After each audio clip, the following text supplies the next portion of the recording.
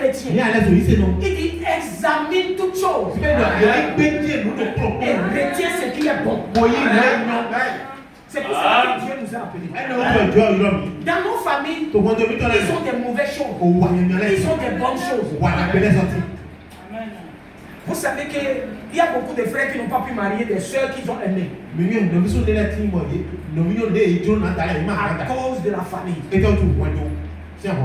La famille a dit non, tu ne dois pas marier quelqu'un qui est clair. Dans notre origine, on ne marie pas les femmes claires. Ça a fait telle chose. Alors l'enfant, lui, il aime la soeur. Et les gens disent non. Et la femme se prie à ce que la famille dit. Amen. Mais finalement, il y a tellement de ces choses qui ont créé le problème. Alors c'est pourquoi vous voyez, nous les chrétiens, nous sommes des créateurs. Vous maintenant, vos enfants, seront bénis plus que nous. Les enfants qui écoutent la parole, qui ont vu leur papa, leur maman, pour faire des actes de Christ, vivant pour le Seigneur. Ces enfants seront plus bénis. Vous savez ce que Jésus a fait? Dans le désert,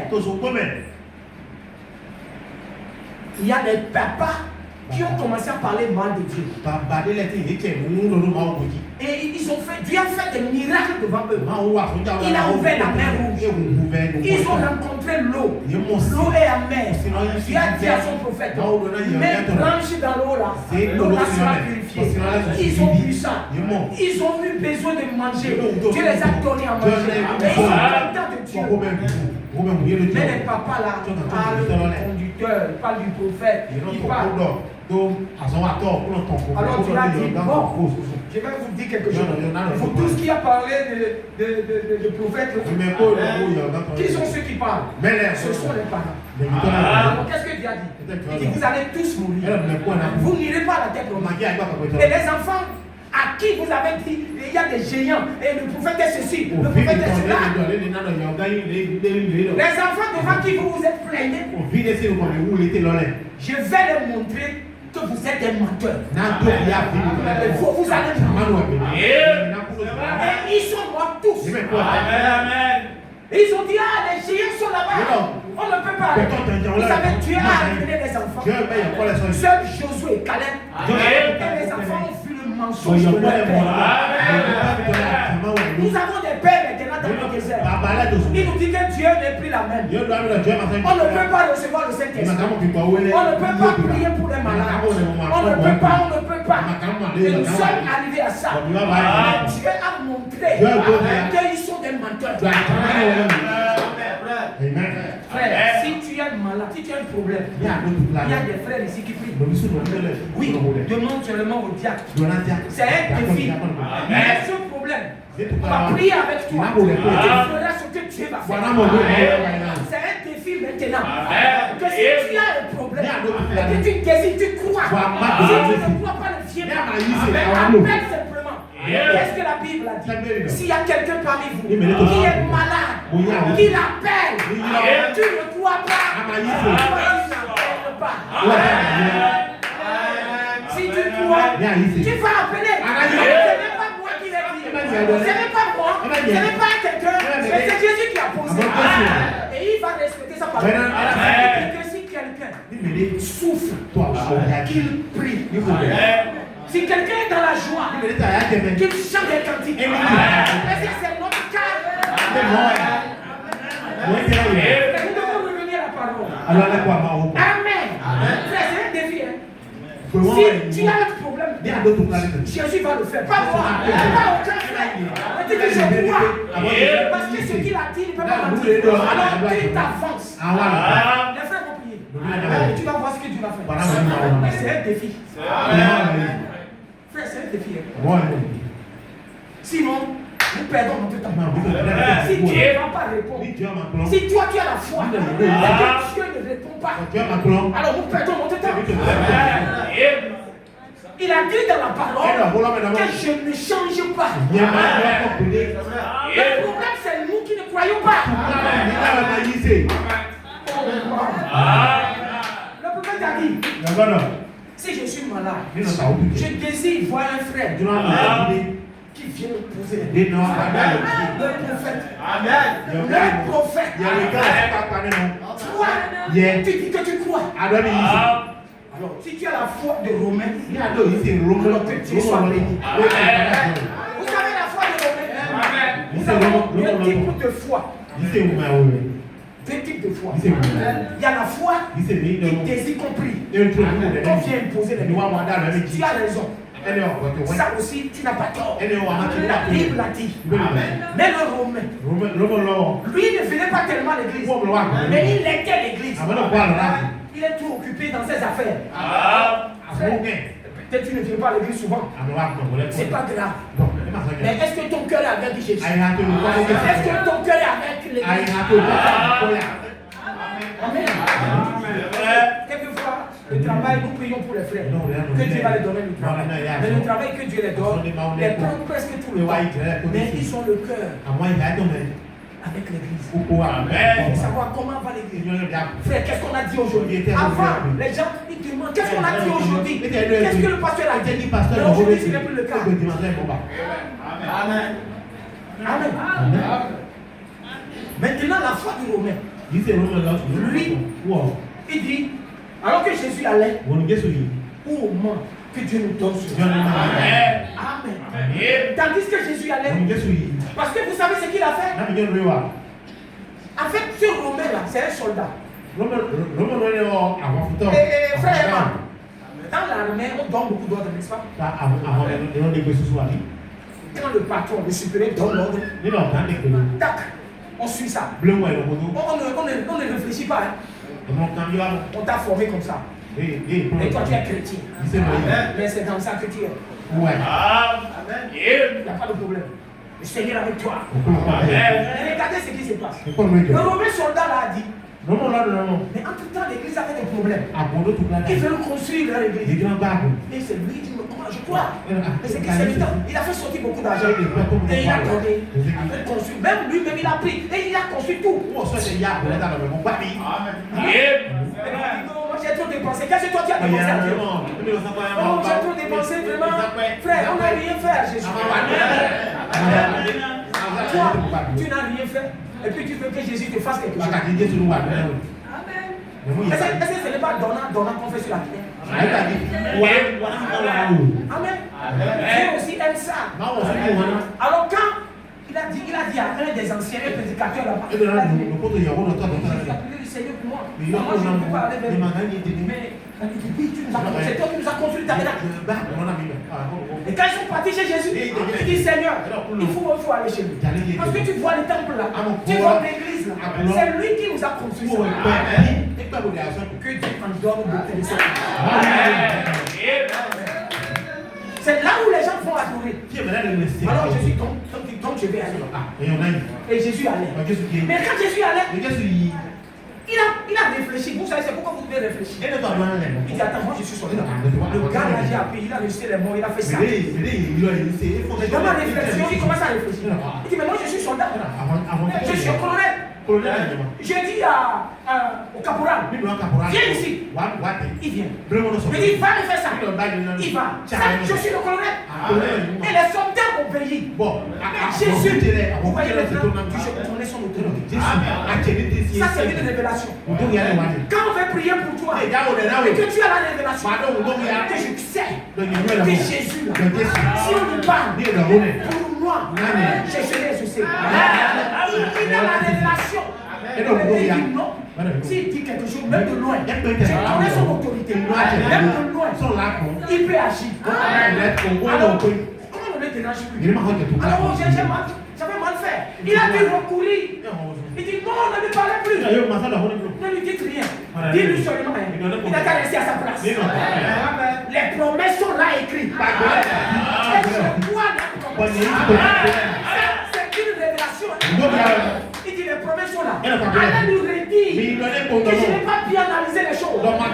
Mais déjà j'ai bien vu que de loin, si lui il parle, si lui dit mon serviteur vivra. Vous voyez la révélation? C'est pas le fait que vous êtes là. Qu'est-ce que tu fais? Comment tu penses à Jésus? Qu'est-ce que tu crois que Jésus peut faire pour toi, pour ta famille? Amen. Et les gens sont partis. Ils sont partis, Seigneur. Il a dit que c'est un colonel. Il sait que toi tu es un général. Amen. Le général commande les colonels. Il dit tu es un mot. Que lui croit que son enfant sera guéri. Et Jésus a vu. Comment? Comment? Jésus il a secoué la tête. Il dit tiens. Amen. Dans tout Israël, il n'y a pas une fois comme ce Romain. Mais vous savez, les Romains sont des gens, des adorateurs d'idoles. Il a reçu la révélation. C'est pourquoi, frère, la révélation est très importante. Quand tu as la révélation sur Jésus, rien ne te bloquera. Amen. Et alors, qu'est-ce qui est arrivé? Jésus a dit non. Qu'il lui soit fait. Je n'ai jamais vu une fois comme ça. Tout Israël, regardez bien. Il dit dans tout Israël, plus de 2 millions de personnes. 2 millions. Oh mon Dieu. Amène ça dans la grâce tabernacle. C'est cette foi que nous attendons. Nous attendons ça, frère. Ce n'est pas le fait de sauter dans le mur. Une révélation qui vous frappe. Tu as dit, mon frère, je sais que tu es notre Dieu. Parle. Amen. Ce que tu vas dire, Jésus l'accepte. Tu as vu, frère, on a dit que les pasteurs, les évangélistes, ils n'ont pas la foi qui peut vous guérir. Que la foi qui fait le miracle se trouve dans le peuple. Amen. Frère, ça c'est quelque chose de plus que ce que nous pensons ordinaire. Mais Jésus a secoué. C'est fini. C'est fait. Et il est parti. Et quand il revenait, les autres disaient, ah, ton serviteur revit là. Il dit, les choses ont changé. Il dit, à quelle heure? Parce qu'il avait vu l'heure. Donc il avait des montres. C'est temps ancien, il y avait des montres. Il savait le 17e heure. Vous savez, 17e heure. Vous savez l'heure qu'il est. C'est vers 17e heure. C'est vers les 5 heures. Mais vers le soir. Amen. Il y a une fois que Dieu va donner maintenant.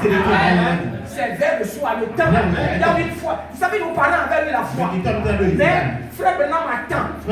Le Saint-Esprit attend de voir quelque chose de plus glorieux que ce que nos parents ont fait. C'est pourquoi nous là, Jésus a dit heureux ceux qui n'ont pas vu, mais qui ont cru. Nous n'avons pas vu le prophète. C'est pourquoi la gloire de Dieu va travailler. Et la chose est arrivée. Souvent, c'est que vous savez, nous méditons. Nous méditons, mais nous ne recevons pas la révélation. Quand tu reçois la révélation, c'est fini. C'est comme tu es déchaîné. Ils attendent même tous les secteurs. Je sais que c'est fini. Oh Dieu, amène ça ici.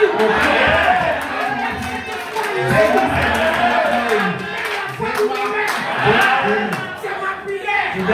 Ça doit être la prière de l'église. C'est ce que tu attends. Tu attends ça. Il veut voir ça. C'est pas pour rien. Qu'il a envoyé le 7e âge. Quel que soit ton problème. Quel que soit. C'est plus que. C'est plus que ce que le pasteur a dit. C'est pourquoi les gens qui attendent, on va les dire priez d'abord. Jeûner. Même quand nous disons jeûner, prier, les frères ne font pas. Les soeurs ne font pas. Est-ce que je vais venir frapper les gens? Je ne dirai pas parce qu'il n'a pas reçu la révélation. Si tu as reçu la révélation, on ne te parlera pas. Maintenant, regardez. Ici, là, Jésus a dit quelque chose. Il dit, vous n'avez pas vu sa face. Vous n'avez pas vu sa face. Et sa parole ne donnait point en vous. Parce que vous ne croyez pas à celui qui l'a envoyé. Au moment où Jésus parlait, qui Dieu a envoyé?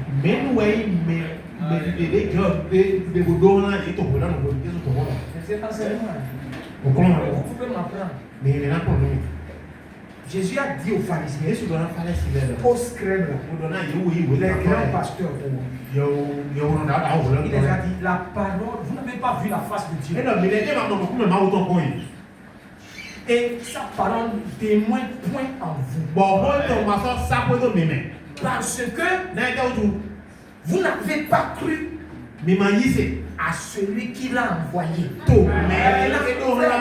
C'est ça qui va donner la vie. Ça, cette déclaration donne la vie. À chaque saison, Dieu envoie quelqu'un. Je vous ai dit à Abraham, Dieu l'a envoyé. Toi-même qui es assis, peut-être Dieu t'a envoyé dans ta famille. Et tu vas dire, je ne suis rien. Tu es plus que l'or. Oui. Et il a dit parce que vous n'avez pas cru à celui qui l'a envoyé. La personne que Dieu a envoyée, alors qu'il y a beaucoup d'églises, il y a beaucoup de personnes. Et Jésus les a dit, Jésus, il ne ment pas.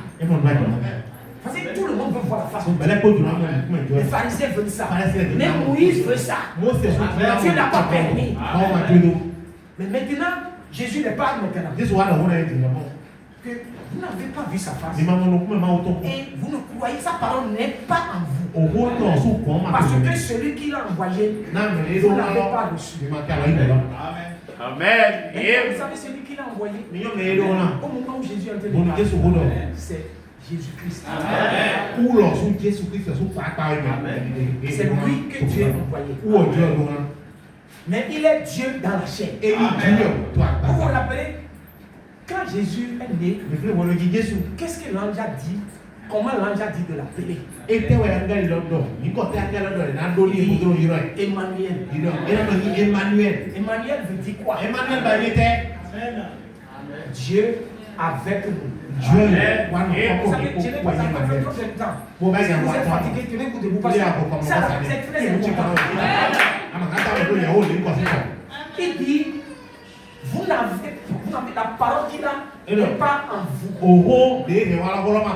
Et parce que celui qui l'a envoyé, vous n'avez pas reçu. Je vais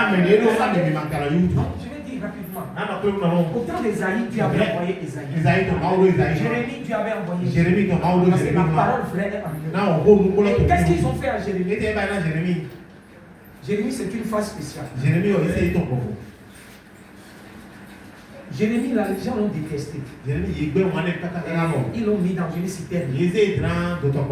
À quelque part, ils l'ont mis en prison. Vous savez, la parole de Dieu énerve les gens qui ne sont pas convertis, qui ne sont pas changés. Parce que quand la parole de Dieu vient, ça peut te condamner. Mais Dieu ne veut pas te tuer. Dieu veut simplement que tu reconnais ta faute et que tu demandes de l'aide. Dieu ne veut pas tuer son enfant. Mais regardez quand Jérémie en son temps, on a tellement persécuté. Esaïe était la voix de Dieu en son temps. Mais c'était des petites voix. Amen. Dieu parlait en leur temps pour aider les gens. Ce qu'on a fait à Esaïe, vous savez, ils l'ont pris, ils l'ont tué, et ils l'ont coupé en morceaux. Qu'est-ce qu'il a fait? Parce qu'il annonce la parole. Ça les énerve. C'est lui qui a dit un enfant nous aide. Il dit les choses qui sont pas raisonnables. Il dit voilà un enfant qui est né. L'enfant sera appelé Père éternel, Prince de la paix, Dieu puissant. Mais les gens disent, mais quelle est cette parole? Dans nos écoles, on n'entend pas ça. Alors cela a fait grincer les dents. Ils ont tué Isaïe. Les mêmes esprits sont là. Les esprits qui avaient tué sont encore là. Amen. Maintenant, pour que la parole de Dieu demeure, amen, il faut que tu sois une vase dans lequel la parole peut entrer. Amen. Vous savez, Les gens viennent à l'église. Nous croyons. Mais est-ce que nous sommes des vases dans lesquels Dieu peut déposer la parole? Amen.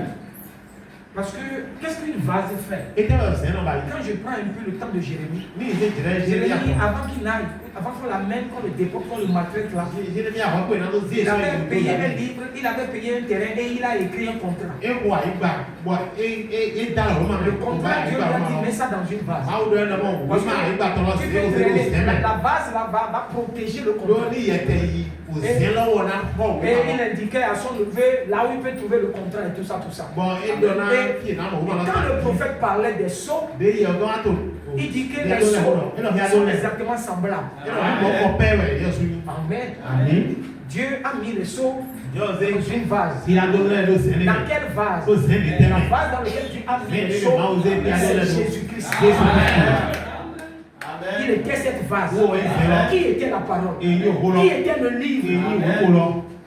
Vous savez que Jésus est le livre? Amen.